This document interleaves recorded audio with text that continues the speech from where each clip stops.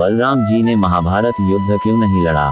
शक्ति और बल के प्रतीक बलराम जी श्री कृष्ण के बड़े भाई थे। बाल अवस्था से लेकर युवा होने तक न जाने कितने युद्ध उन्होंने श्री कृष्ण के साथ मिलकर लड़े, कितने ही राक्षसों, दैत्यों एवं पापियों का नाश इन दोनों ने मिलकर ही किया था।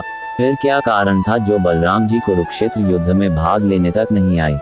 कहाँ थे वह जब युद्ध चल रहा था? क्या उन्हें किसी का भय था? आइए जानते हैं। बलराम जी बड़े ही सीधे और शांत स्वभाव के थे। कभी कभी वह श्री कृष्ण के जटिल तर्कों को समझ नहीं पाते थे, लेकिन फिर भी वह सदैव अपने छोटे भाई की हर बात से सहमत रहते थे। बलराम जी शीघ्र ही क्रोधित हो जाते थे और शत्रु पे बिना सोचे ही टूट पड़ते थे, और वहीं श्री कृष्ण अधिकतर समय शत्रु की कमजोरी का लाभ उठा के ही उसका अंत करते थे। बलराम जी भीम और दुर्योधन दोनों के ही गुरु थे। हालांकि महाभारत में वर्णित है कि बलराम को दुर्योधन अधिक प्रिय थे और वह दुर्योधन को भीम से अपेक्षाकृत अधिक कुशल योद्धा मानते थे, क्योंकि भीम का केंद्र सर्वदा शारीरिक बल पर ही रहा और वहीं दुर्योधन के पास गदा युद्ध में अधिक कौशल था, और यही चीज दुर्योधन की बलराम को पसंद थी। हरिवंश पुराण के अनुसार दुर्योधन की बेटी लक्ष्मणा का विवाह श्री कृष्ण के पुत्र साम से हुआ था। बलराम जी ने आरंभ से ही एक ऐसी छवि प्रस्तुत की थी कि वह कौरव एवं पांडव पक्षों को समान रूप से देखते हैं और दोनों ही पक्ष उनको प्रिय हैं, परंतु ऐसा जान नहीं पड़ता था। दुर्योधन के इतना अभिमानी होने कारण जितना कर्ण, भीष्म और द्रोण थे उतने ही बलराम भी थे। महाभारत के उद्योग पर्व अध्याय 2 के अनुसार बलराम जी विराट सभा में बोले थे, युधिष्ठिर जुए का खेल नहीं जानते थे, इसीलिए समस्त सुहृदों ने इन्हें मना किया था। दूसरी ओर गांधार राज का पुत्र शकुनी जुए के खेल में निपुण था। ये जानते हुए भी ये उसी के साथ बारंबार खेलते रहे। इन्होंने कर्ण और दुर्योधन को छोड़कर शकुनी को ही अपने साथ जुआ खेलने के लिए ललकारा था, इसीलिए उस जुए में इनकी हार हुई। इन्होंने हठपूर्वक खेल जारी रखा और अपने को हराया। इसमें शकुनी का कोई अपराध नहीं है। युद्ध में तो दोनों पक्ष की ओर से अन्याय अर्थात अनीति का ही बर्ताव किया जाता है, और अन्याय से इस जगत में किसी प्रयोजन की सिद्धि नहीं हो सकती। बलदेव जी इस प्रकार कह ही रहे थे कि सात्यकी सहसा खड़े हो गए। उन्होंने कुपित होकर बलभद्र जी के भाषण की कड़ी आलोचना की और बोले, बलराम जी, मनुष्य का जैसा हृदय होता है वैसी ही बात उसके मुख से निकलती है। आपका भी जैसा अंतःकरण है वैसा ही आप भाषण दे रहे हैं। महात्मा युधिष्ठिर जुआ खेलना नहीं चाहते थे, तो भी जुए के खेल में निपुण धूर्तों ने उन्हें अपने घर बुलाकर अपने विश्वास के अनुसार हराया अथवा जीता है।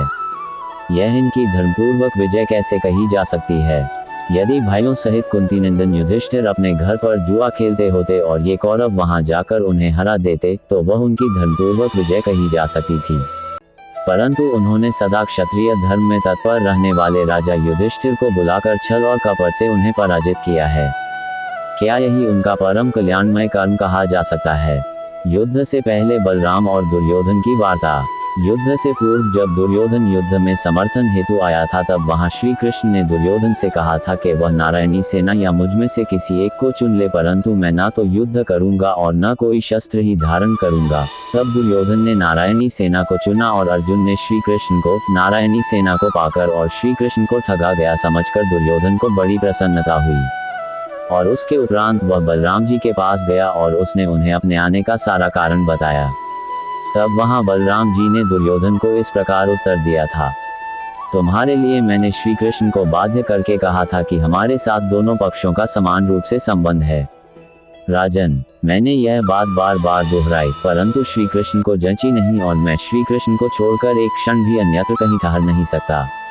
अतः मैं श्री कृष्ण की ओर देखकर मन ही मन इस निश्चय पर पहुंचा हूं कि मैं न तो अर्जुन की सहायता करूंगा और न दुर्योधन की ही।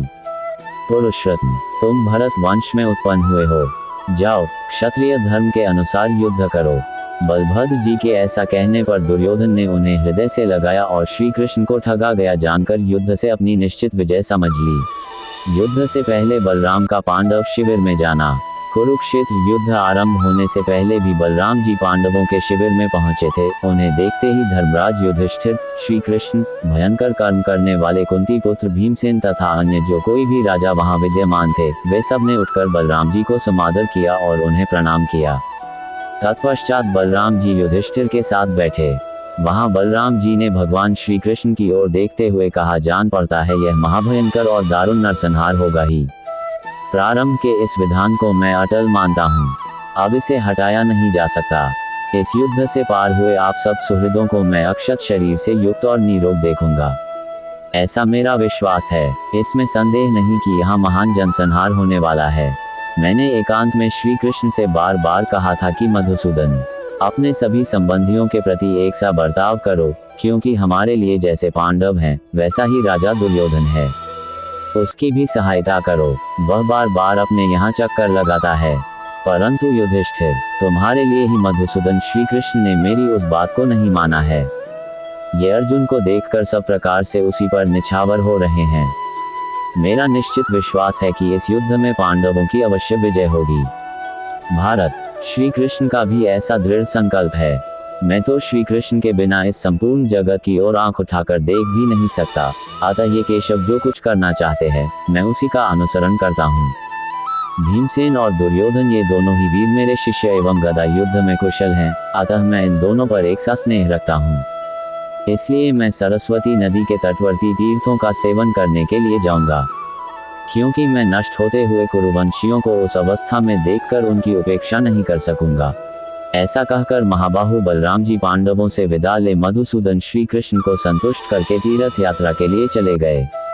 बलराम जी बड़े ही विमूढ़ प्रवृत्ति के थे। एक तरफ जहां उन्होंने स्वयं क्रोध में भरकर एक क्षण में रुक्मी का वध भरे दरबार में कर दिया जो उनके नातेदार ही थे, और वहीं पांडवों को कौरवों से युद्ध न करने का उपदेश दे रहे थे, जिन्होंने दुर्योधन एवं अन्य कौरवों के हाथों इतना निरादर सहा था और अपना सब कुछ गवा बैठे थे। और एक समय वह कौरवों पर इतने क्रोधित हो गए थे कि स्वयं हस्तिनपुर पर आक्रमण कर कौरवों को दंडित करना चाहते थे। आप जितना अधिक इनका अध्ययन करेंगे उतना ही इनको समझ पाना कठिन हो जाता है। इसके अतिरिक्त बलराम जी का कुरुक्षेत्र युद्ध में भाग न लेने ये भी कारण हो सकता है कि श्री कृष्ण का पांडवों के लिए अपार स्नेह था। बेशक बलराम जी बोले थे कि उनको कौरवों और पांडवों से समान स्नेह है, परंतु जगह जगह पर उन्होंने दुर्योधन का अप्रत्यक्ष रूप से साथ दिया था। शायद इसी असमंजस तथा श्री कृष्ण के प्रति उनकी श्रद्धा ने उन्हें युद्ध से दूर रखा। युद्ध के अंत में बलराम जी आगमन और दुर्योधन के प्रति उनका स्नेह। कुरुक्षेत्र युद्ध के अंत में जब भीम ने दुर्योधन को पराजित कर दिया था तो बलराम क्रोधित होकर बोले थे, श्री कृष्ण, राजा दुर्योधन मेरे समान बलवान था। गदा युद्ध में उसकी समानता करने वाला कोई नहीं था। यहाँ अन्याय करके केवल दुर्योधन नहीं गिराया गया है, मेरा भी अपमान किया गया है। ऐसा कहकर महाबली बलराम अपना हल उठाकर भीमसेन की ओर दौड़े। उस समय श्री कृष्ण ने रोष से भरे हुए बलराम जी को शांत करते हुए से कहा, भैया आप संसार में क्रोधरहित, धर्मात्मा और निरंतर धर्म पर अनुग्रह रखने वाले सत्पुरुष के रूप में विख्यात हैं, अतः शांत हो जाइए, क्रोध न कीजिए। समझ लीजिए कि कलियुग आ गया। पांडुपुत्र भीमसेन की प्रतिज्ञा पर भी ध्यान दीजिए। भगवान श्री कृष्ण से यह विवेचन सुनकर बलदेव जी के मन को संतोष नहीं हुआ और वे भरी सभा में बोले, राजा दुर्योधन को अधर्मपूर्वक मारकर पांडुपुत्र भीमसेन इस संसार में कपटपूर्ण युद्ध करने वाले योद्धा के रूप में विख्यात होंगे। दुर्योधन सरलता से युद्ध कर रहा था, उस अवस्था में मारा गया है, अतः वह सनातन सद्गति को प्राप्त होगा। ऐसा कहकर वह वहां से चले गए थे। ये वृतांत पुनः उनके दुर्योधन के प्रति उनके स्नेह को ही दर्शाता है। मेरी यह जानकारी आपको अच्छी लगी हो तो मेरे चैनल को सब्सक्राइब करें, वीडियो को लाइक करें और कमेंट करें। धन्यवाद। राधे राधे।